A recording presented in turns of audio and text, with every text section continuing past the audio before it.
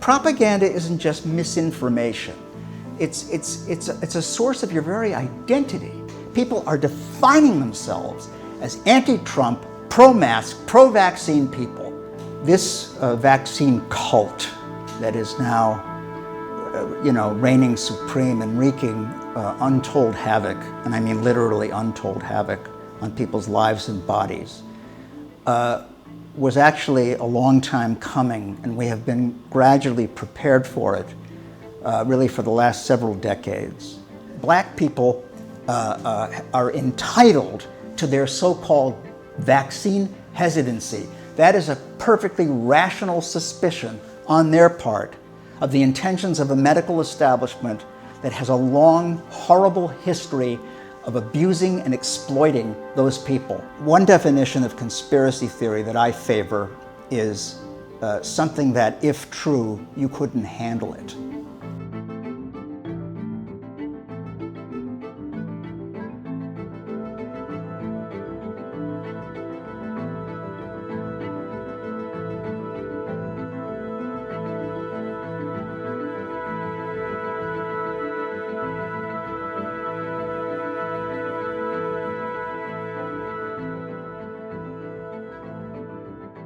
The year 2020 and then the first half of 2021 have comprised a global propaganda spectacle of unprecedented scale and sophistication.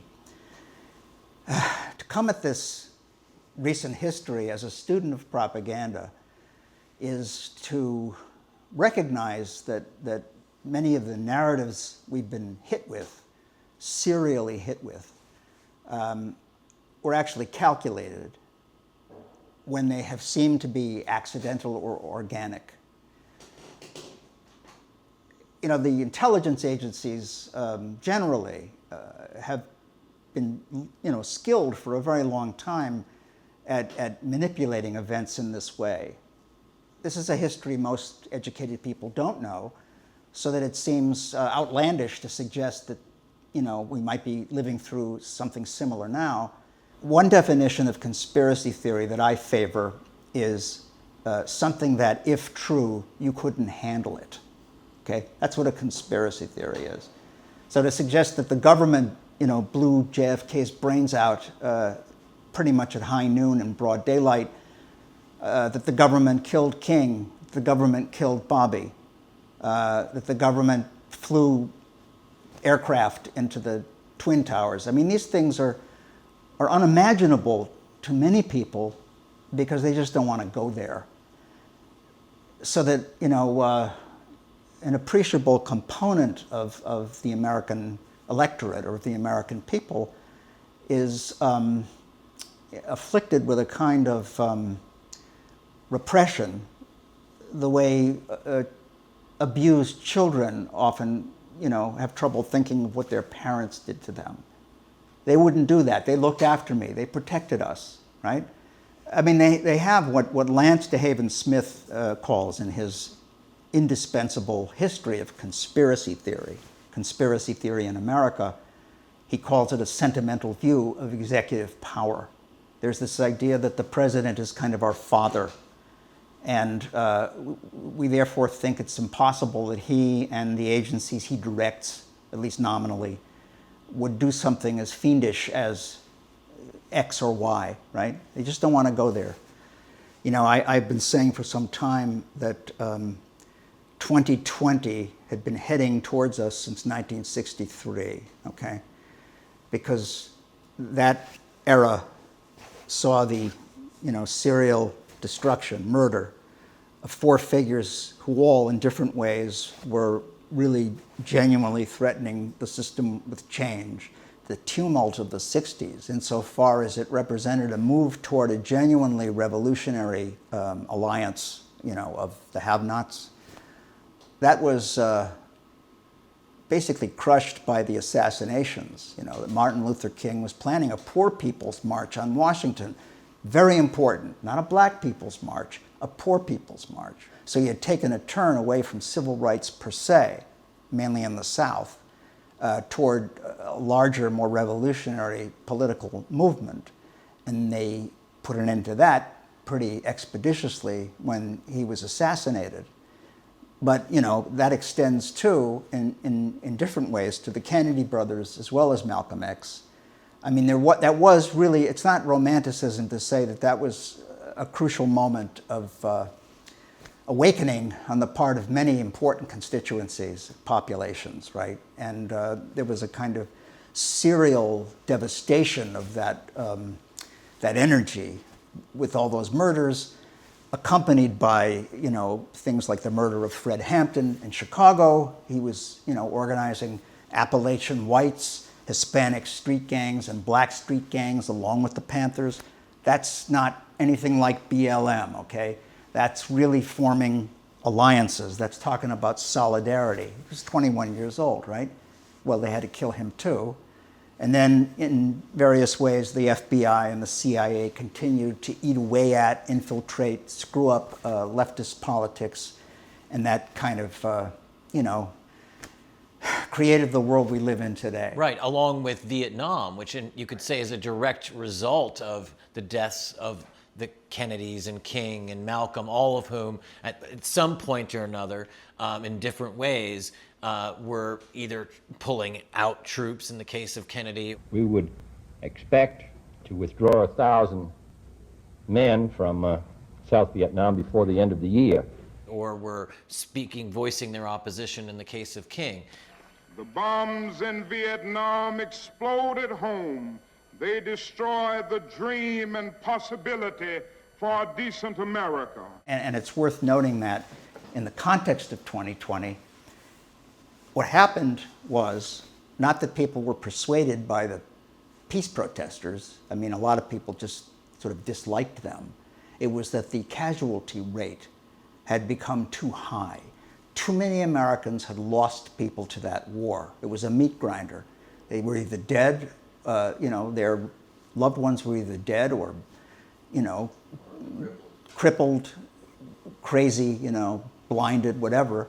At a certain point, you can't simply bullshit people out of that kind of experience. And I think it's directly comparable to the toll that these so-called vaccines are taking on people now. You know, there is such a stark divide between the media's depiction of these vaccinations, so-called, and how safe and effective they are, and what we hear from people all around us more and more every day. You know, you see comments on social media, you know, hundreds of them. I mean, people are really being horribly sickened and killed by these injections. And at a certain point, it's going to be impossible to keep a lid on that. Now, that may require a further shock to the system, okay? Now, I'm getting ahead of us, right? For some time now, we've been living with this weird split between the daily experience of more and more people on the ground, right? More and more people on the ground, and the sort of hermetic fantasy projected by the media that is supposed to be connected to the real world and has nothing to do with it. So we live one thing, and more we look up at that picture and we can see it bears no relation to what we're living through, none at all. I think something like that happened in the Soviet Union, right? That their propaganda simply could not continue to pacify people. You know, it was just, the distance was too great. And something like that is happening now. We've got Bruce Springsteen on his radio show saying, "Mr. President, put on a fucking mask." With all respect, sir, show some consideration and care for your countrymen and your country. Put on a fucking mask. We've got Jane Fonda saying in an interview, I hate to say it, but COVID was a gift to the left. She says this, right? A gift to the left. COVID is God's gift to the left. Joan Baez paints this beatific portrait of Dr. Fauci. I mean, what is this? This is scary. You know, as far as I'm concerned, this guy might as well be, you know, belting down adrenochrome. I mean, you know, She's got a beatific portrait of the Satanist, right? I mean, it might as well be one. And then you got Samuel L. Jackson saying, stay the fuck home. Stay the fuck at home. The Rona is spreading. This shit is no joke. It's no time to work or roam. The way you can fight it is simple, my friends. Just stay the fuck at home. His home has about 22 rooms in it, you know? It's easy for him to stay home. He can just jump into a swimming pool. I mean, what is it with these people? Well, of course, you've already said it. It's Trump derangement syndrome, and it was, positioned as if you go out, if you don't mask up, if you are near other people, you are not only endangering others, you must support Donald Trump. Yeah, right. I mean, I've seen people with shirts that say vaccinated, not a Republican. Unbelievable. So they just made it about that, and they really honestly must believe that they are saving lives, right? And their own life, right? I mean, in other words, they have the full weight of virtue. They've got the full complement of virtue on their side. That's right. And they truly and honestly believe that. That's right. And I mean, there's some doubt creeping into some of them at some levels about, the amount and the kind of the mitigation, so-called, or the new regulations, or maybe vaccine passports are a little weird. I don't know, but maybe they're not. And as long as there seems to be a Trump contingent that opposes them, and it's associated with Trump, as opposed to people who may or may not like Trump, but just are against these obviously authoritarian measures, they are automatically opposed to anyone who's talking the language of freedom, etc. It's just freedom has become the enemy. That's right. Freedom! Freedom! Freedom! It's the enemy of health, and all that remains is to stay alive, right? I mean, that's the thing. It's this weird Ernst Becker denial of death, clinging to material existence at all costs, even if it means the quality of life of your own children is utterly devastated. Right. Right. I mean, and that you can't go to church, and you can't go to the theater, and you can't sing, and you can't dance. I mean, which is why, of course, those French protests that you've sent around are so great, where they do the flash mobs and dance.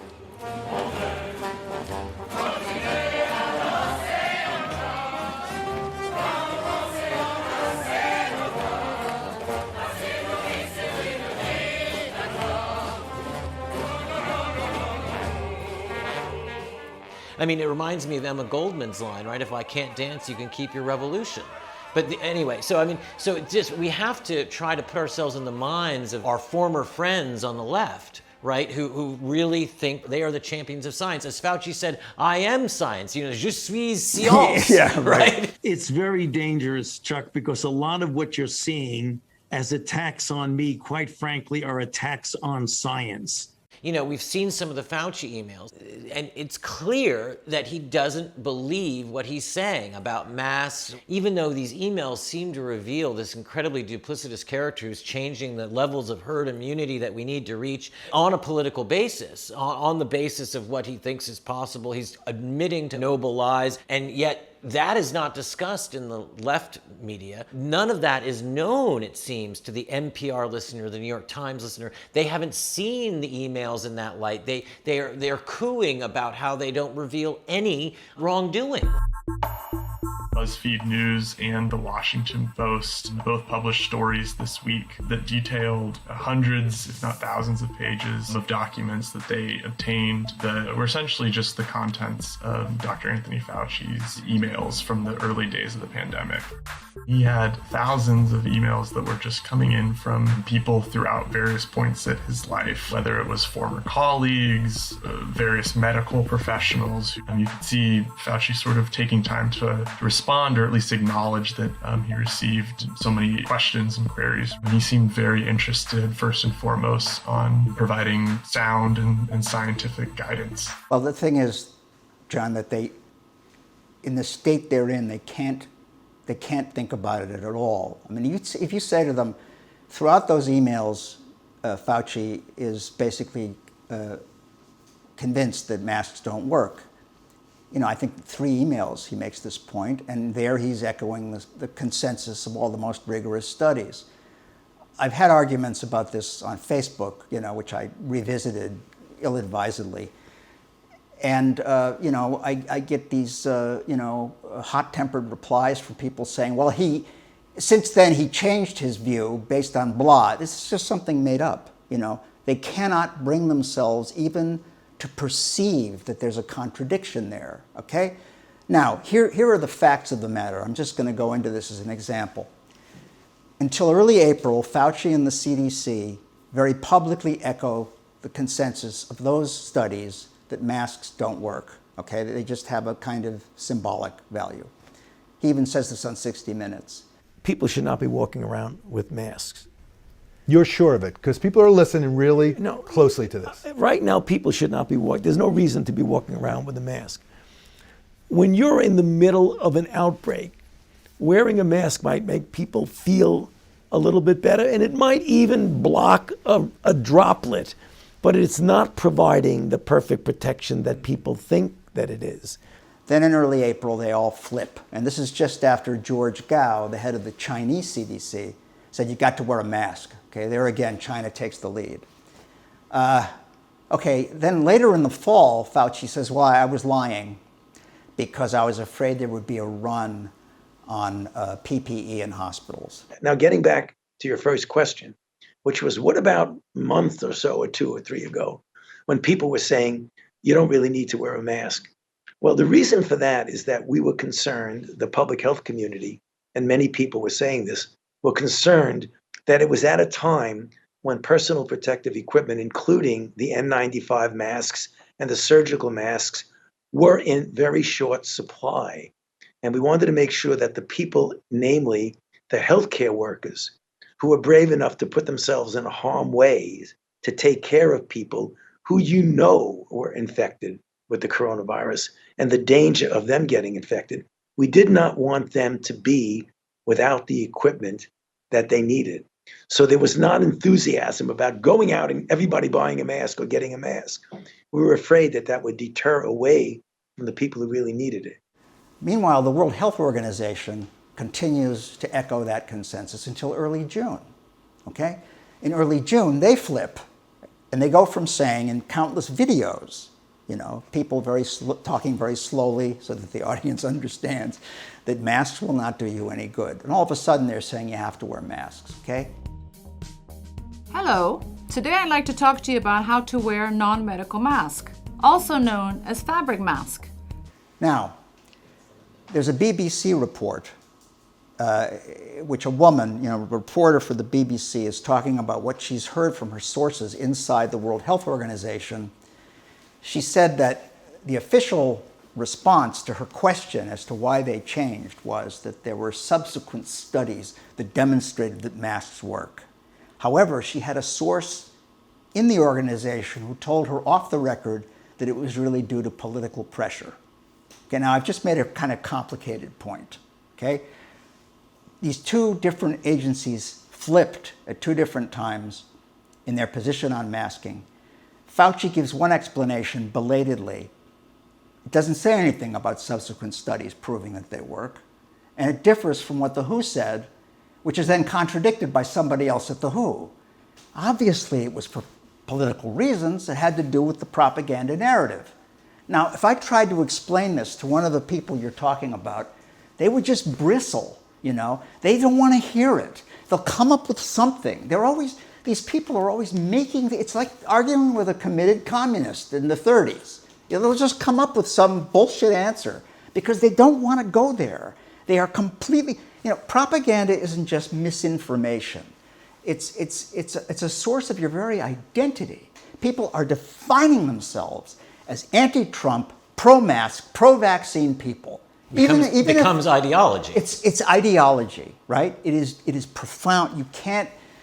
It's traumatic. Remember what Rachel Maddow said when they changed the rules on masks? She said, "I'm going to have to rewire my brain." She actually said that. A rare moment of honesty from Rachel Maddow, you know.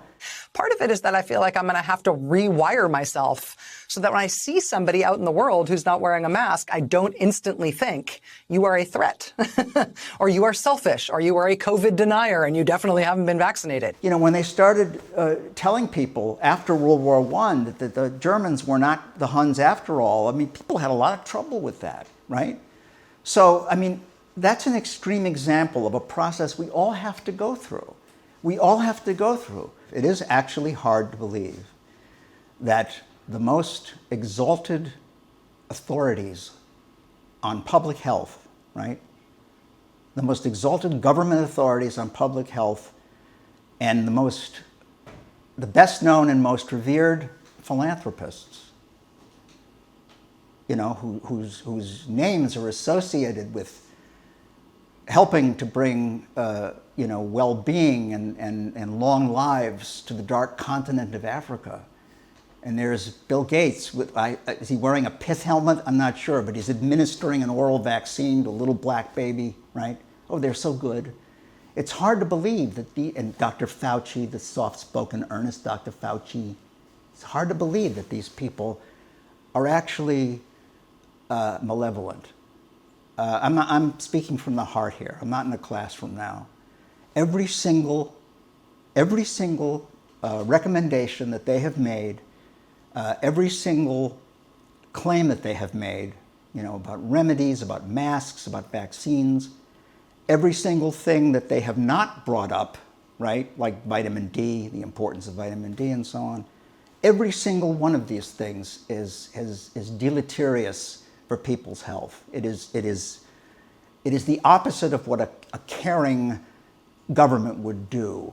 You know, we've heard the question, what would an honest government have done in dealing with the Kennedy assassination? That's a very useful intellectual exercise, because an honest government would have done none of the things that they did in investigating that assassination, right? Well, what would a caring government do? It would have done none of the things that they pushed. They'd never have recommended lockdowns, right? Which in themselves have killed literally millions of people all around the world, right? So, you know, again, we have to stress the fact that conspiracy theory is something that, if true, you couldn't handle it. And this is the hardest of all to handle. As your president, I'm announcing tonight a new plan to require more Americans to be vaccinated to combat those blocking public health.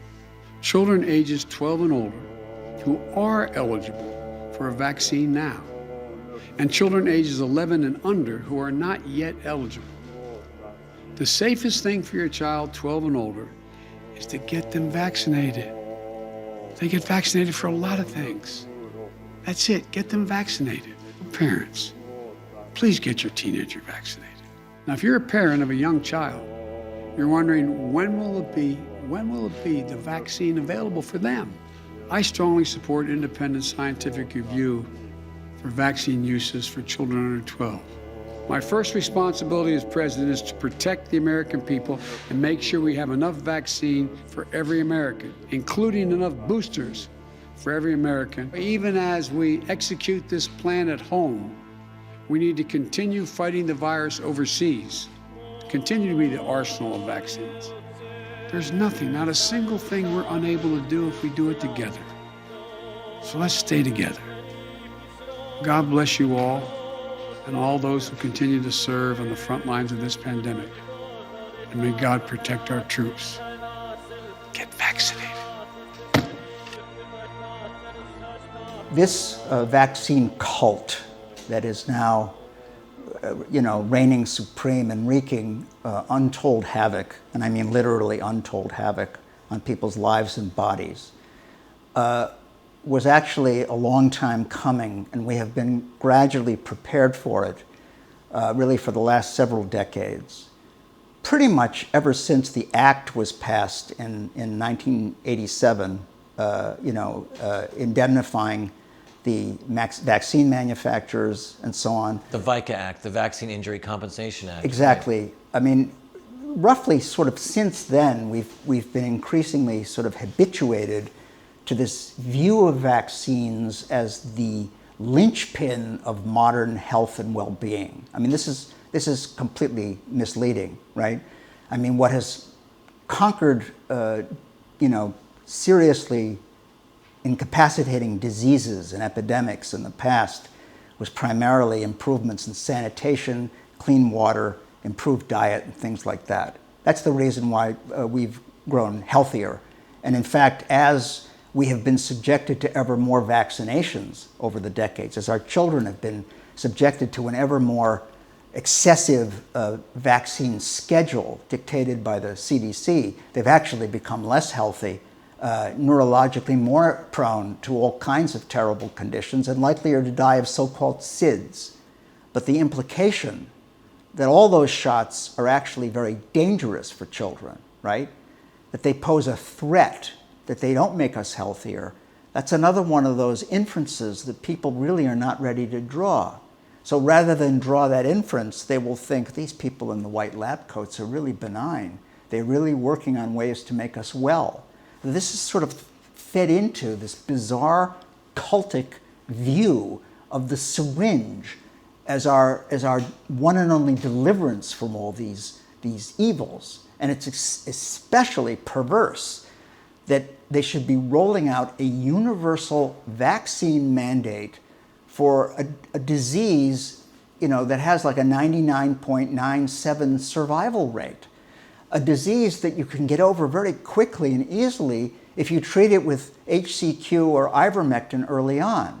I mean, it isn't really as if it's that serious, right? I mean, of the supposed 500,000 people who've been killed by COVID, right? Only 6% are said to have died of COVID alone. The other, 94% have 2 or more comorbidities, and they're usually quite old. Why do we need a universal vaccination mandate for everybody, including children who have strong natural immunity to the disease, So I can't believe people would have fallen for this. People have been so terrorized by the plague of COVID-19 that they have been desperate for those injections, right? And if you track the consequences of those injections honestly, if you dig down deep into the vaccine adverse event reporting system, VAERS, if you take the trouble to dig down into the descriptions of how people have died, you find horrifying, graphic descriptions of agonized death. It's nightmarish, and there's a lot of it, because that system only represents maybe less than 1% of the actual events. As Harvard found in 2010. Harvard found in 2010. It's exactly right. The same year that Bill Gates gave his TED Talk about saving the planet, in which he said passingly that it would be a good idea to lower the global population by 10 to 15% using vaccines and other measures. Now, the world today has 6.8 billion people. That's headed up to about 9 billion. Now, if we do a really great job on new vaccines, healthcare, reproductive health services, we could lower that by perhaps 10 or 15%. He's actually been saying that for years. Never quite explains how that works, because it doesn't make any sense. How vaccines can, Well, supposedly because the children will be more likely to survive, therefore parents in third world countries will be less likely to have an overabundance of children. Yeah, but if they don't survive because of their conditions, then there wouldn't be an overabundance of children. It doesn't make any sense on its face. It's just an excuse for getting needles into the arms of as many Africans as possible. And let's talk about this, okay? Let's talk about Kenya, for example, okay? In Kenya, this was in 2014, a Catholic doctor noticed something funny about a vaccination drive that was suddenly initiated by the WHO, the World Health Organization, which had lately been taken over by Bill Gates. What was funny about it was that they were supposedly immunizing the vaccinees with an anti-tetanus serum, when tetanus is not a problem in Kenya, and they were restricting the injection program to girls and women of childbearing age. That was a little odd.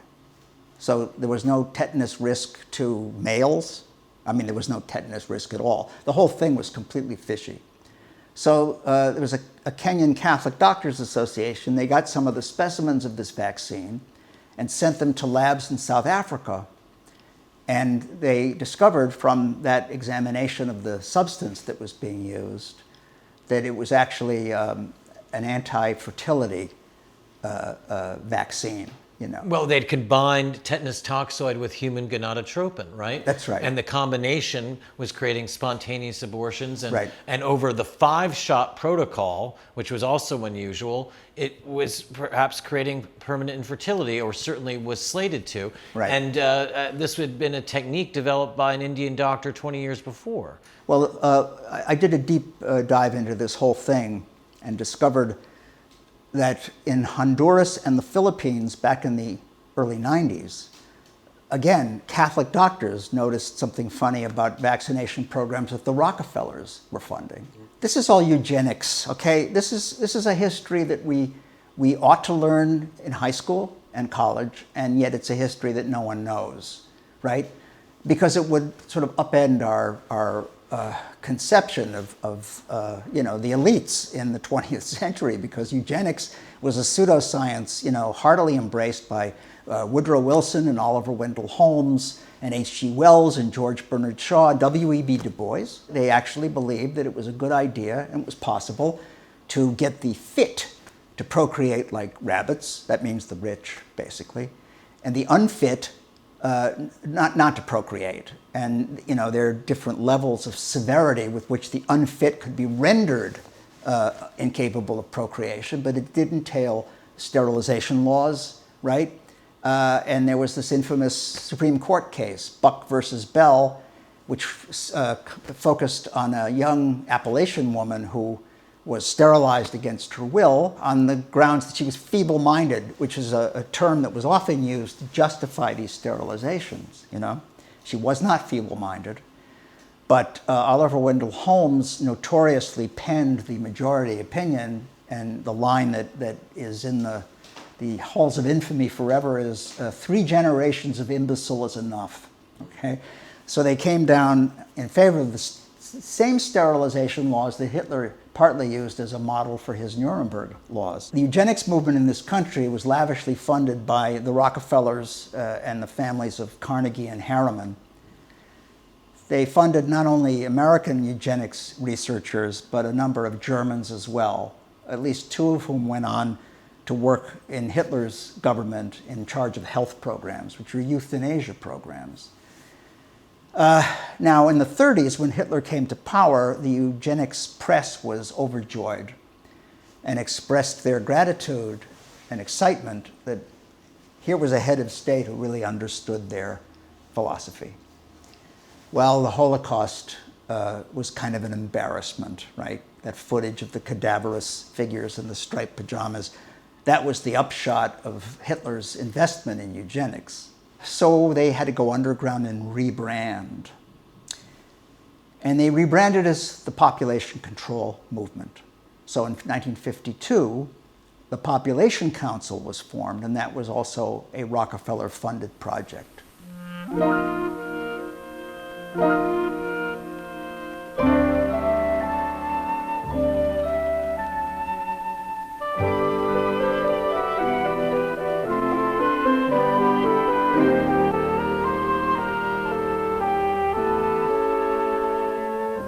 There are still about the same number of babies being born each year.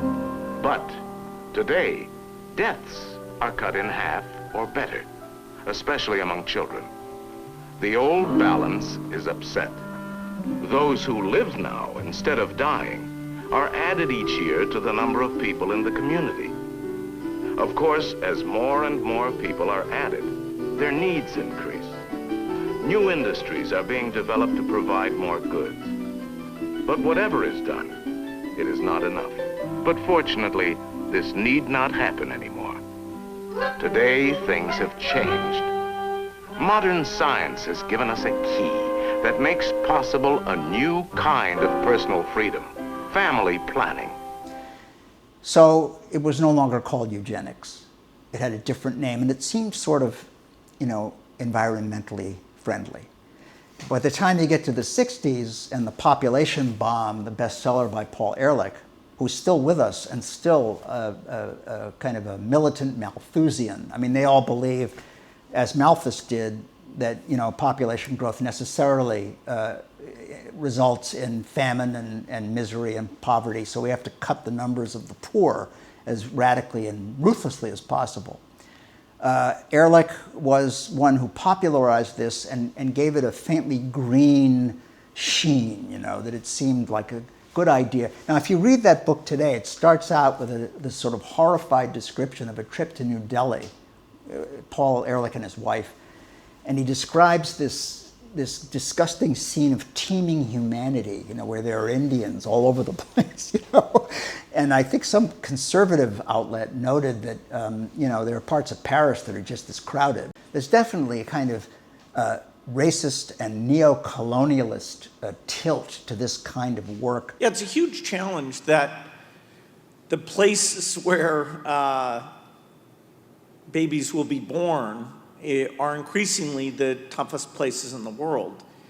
The number of babies being born has peaked and is going down slightly, but the portion that are born in Africa will go over the course of the century from about 22% today to about 50% by the end of the century. I don't think Bill Gates wants all those Africans to keep reproducing. And in fact, there's a moment in a report, I think it's on 60 Minutes, where Steve Croft is interviewing Melinda Gates. And she ends up saying, and this is a way to keep from overpopulating the earth. If you get into this work and you start to save these children, will women just keep overpopulating the world? And thank goodness the converse is absolutely true. They're not overpopulating the earth.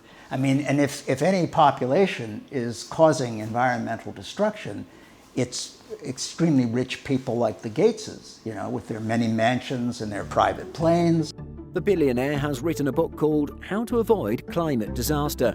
In it, he confesses to being a quote-unquote imperfect messenger, as he lives in large houses and travels by private jet.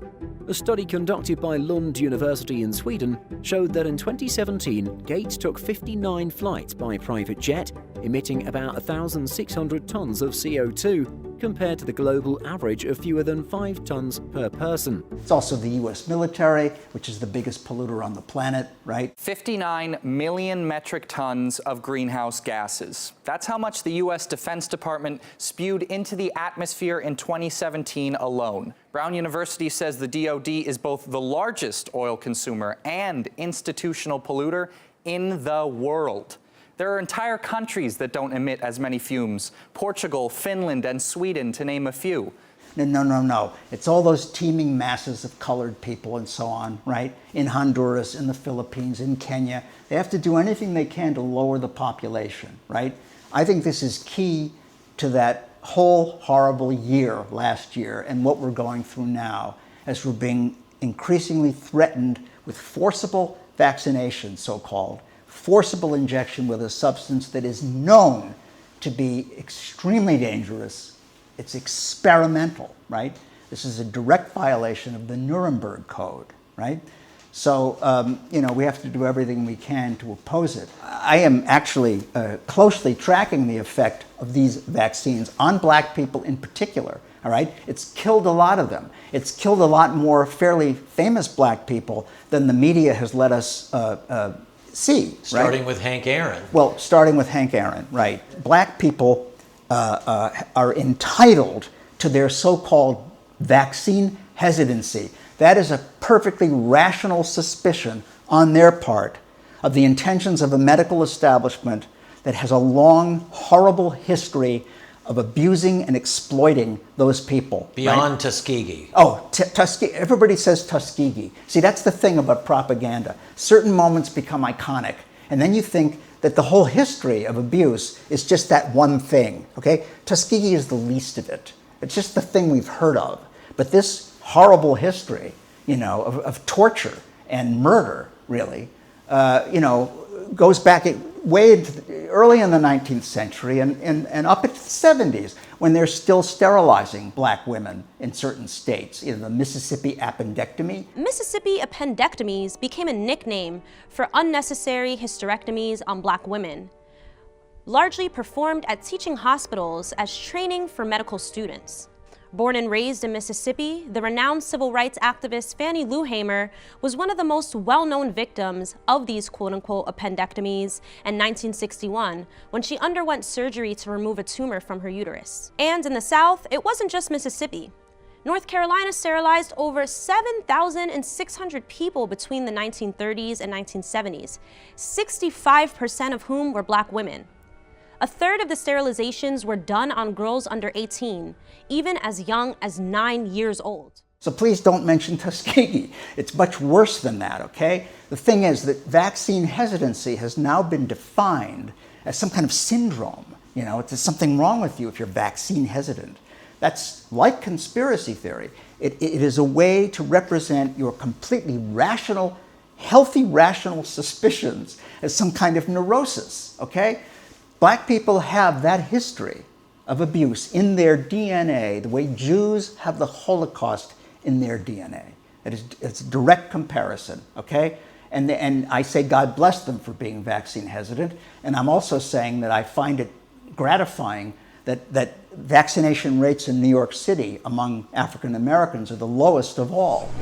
Just 60 some odd years ago, I couldn't walk through doors. Right. I couldn't eat at a diner because I was unclean. Right. I could not drink at a water fountain because I was unclean. Right. I couldn't swim in a pool because I was unclean. Right. I couldn't travel. We had to create a green book so we can travel safe in this country and travel free just 60 some odd years ago. Right. Do you understand what I'm saying to you? Now here I am at 58 years old standing up and saying we have to fight for it all today. We'll never come back to this again. No one's going to tell me I can't walk through a door. No one's going to tell me I can't eat where I want to eat. But let me tell you something. Any one of you in this audience right now that walks into a restaurant and eat where they say other people are dirty, you're a modern day slave catcher. You're participating in it. Don't eat there. Oh, when people tell me where I'm going to eat, grow your own damn food. Do what we used to do. When people say, well, I want to travel, well, find new alternatives to travel. And stop being every time you comply, you die. People have to be mindful of the possibility, even the likelihood, of a further serious traumatic shock to come. And I think this may sound like it comes out of left field to many people, not to you, that it may involve some kind of seeming alien invasion, right? They've certainly been pushing it, and many people seem to be aware of that, actually. Well, indeed. I mean, I think it's always striking when some subject suddenly is everywhere we look, right? CBS News has suddenly been all over UFOs and aliens. The long-awaited Pentagon report on UFOs has finally been released, and it echoes reporting from 60 Minutes that plenty of unidentified flying objects remain just that, unidentified and mysterious. Here's David Martin. This strange encounter with an unidentified flying object is one of more than 140 U.S. intelligence cannot explain. And Obama recently said something about UFOs, and George W. Bush recently said something. Why is this a thing all of a sudden? When it comes to aliens, there's some things I just can't tell you on air. But what is true, and I'm actually being serious here, is that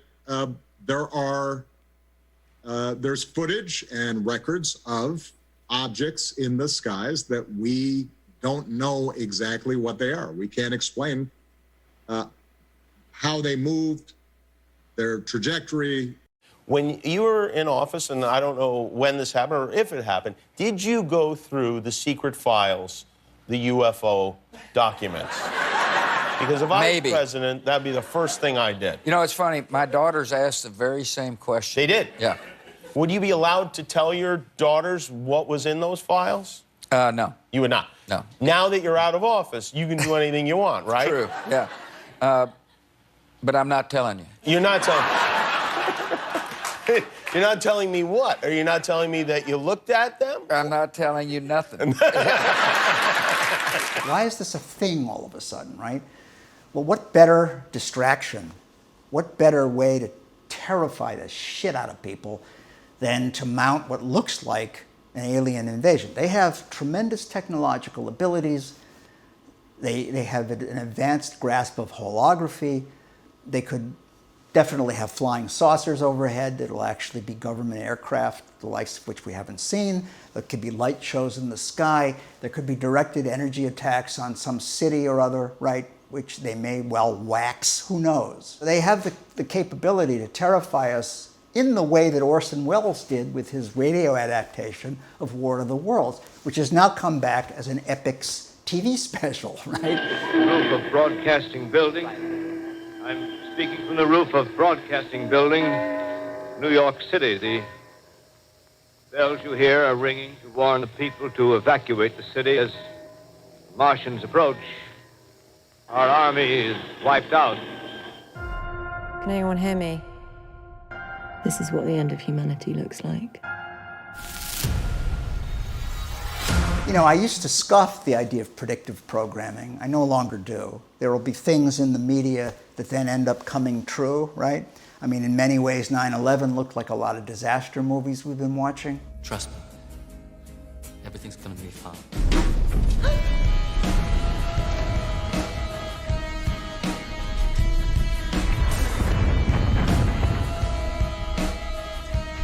So we've all seen Independence Day. There are countless movies about hostile alien invasions. That's a projection, you know. That's a projection by the powers that be, because they have devastated continents and killed indigenous peoples and, you know, raped the land forever, right? So naturally they think in terms of an alien force that will do the same. It'll be a kind of magnified version of themselves, right?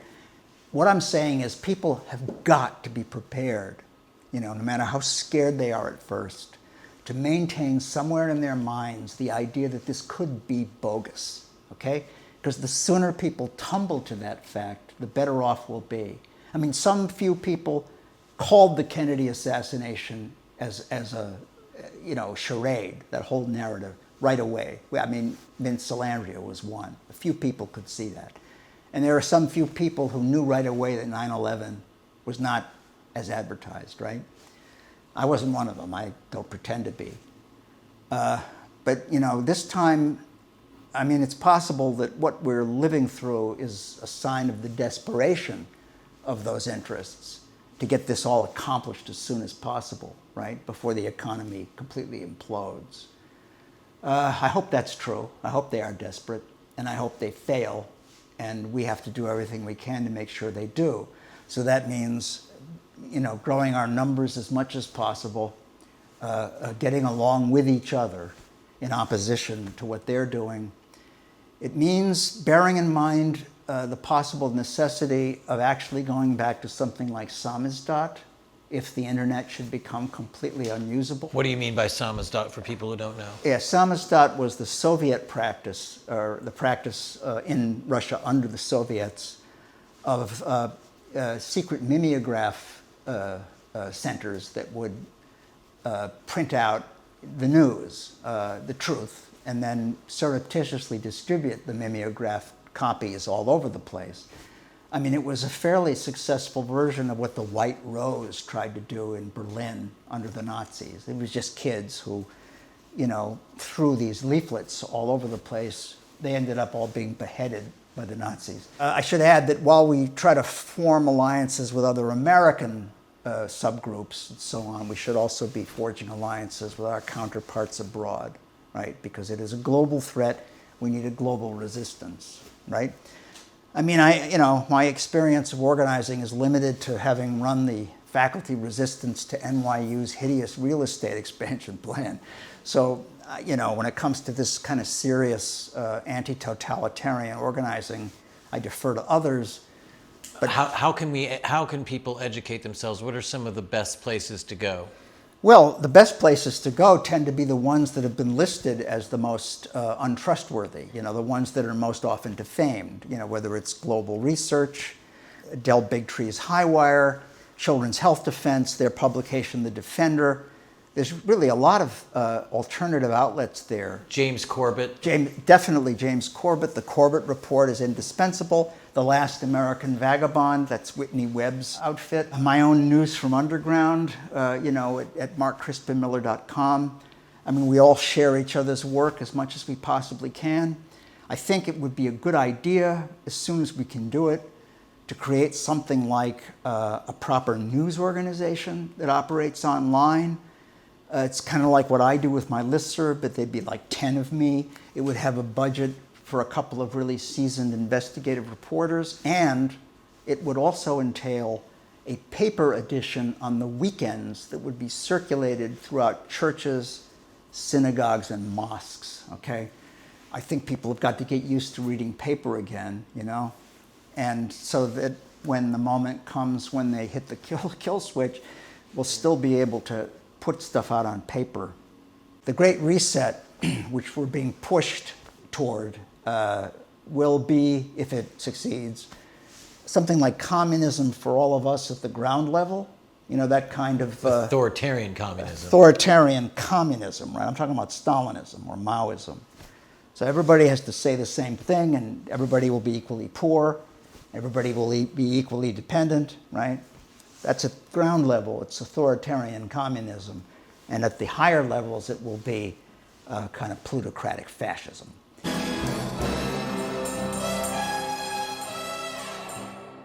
The innovations we are seeing today in terms of artificial intelligence, the Internet of Things, cloud computing, advanced robotics, constitute a new phase in human development.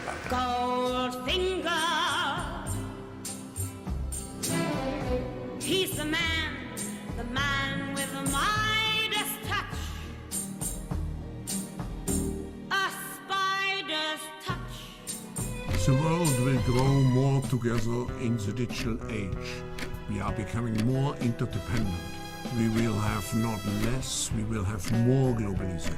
People say sometimes, yes, it's a digital revolution. No, it's not just a digital revolution. It is many other areas. It's brain research, nanotechnology, and I could go on and on. The life sciences and so on. It's a fusion of the physical, the digital, and the biological world. That's really the essence of the fourth industrial revolution. Aujourd'hui, au bout de ça, on parle de puces qu'on pourra s'implanter. Ce sera quand ça? Certainement dans les 10 années à venir. Et d'abord, on va les implanter dans nos vêtements, c'est-à-dire wearables, comme on le dit. Et après, on pourrait s'imaginer qu'on les implante dans nos cerveaux ou dans notre peau. Et à la fin, peut-être il y a une communication directe entre notre cerveau et le monde digital. Ce que nous voyons, c'est une sorte de fusion du monde physique, digital et biologique. The COVID-19 crisis has shown us that our old systems are not fit anymore for the 21st century. In short, we need a great reset. It'll be the state and its corporate partners tightly convolved in exactly the way Mussolini imagined they should be, right? And worldwide. Worldwide, global. So, look, I still identify as being on the left in as much as that means being anti-war and eager to, strengthen the working class and rein in corporate power and save the planet and all that, okay? But I've learned from this, and my mind is always open. I think I'm not the only one, formerly on the left, who now understands the crucial importance of freedom, which I used to dismiss as a right-wing thing. I no longer do. I think it was a mistake to take those freedoms for granted, right? That's a precious thing. We can't survive without it, right? I also now appreciate the benefits of national sovereignty. Under a globalist system, you want to live in a country that has its own laws and that protects its own people and is not subject to some one world system that's founded on the model of China today. I don't want to live in China, and I don't want to live on a planet that is planet China, okay? So I also appreciate the importance of the Second Amendment, especially since I discovered a column that George Orwell wrote in the late 30s, a newspaper column, which it was about the possibility of a Nazi invasion of Britain. And he has a line, I'll probably butcher it, but you know, that gun on the wall of the working man's flat or the farmer's cottage is a symbol of freedom, he said. Okay. Well, George Orwell is somebody I greatly respect, and I think he got it, okay? Authoritarian governments disarm their people, right? As China has done naturally, right? So I think the Second Amendment is as absolute as the first, right? Joe Biden doesn't think the amendments are absolute, right? No amendment to the Constitution is absolute. And I now understand the importance of the family, right? I think parents should have the right to determine what kind of medical procedures their children are going to be subjected to. I also understand the importance of some tenets of religion as well. And I'm not as quick to dismiss all that as I used to be, right? And this is someone who wrote a whole book, in part, on the theocratic Christianism, of some of the interests surrounding George W. Bush. I don't think the danger lies there, I think the danger lies in something entirely different.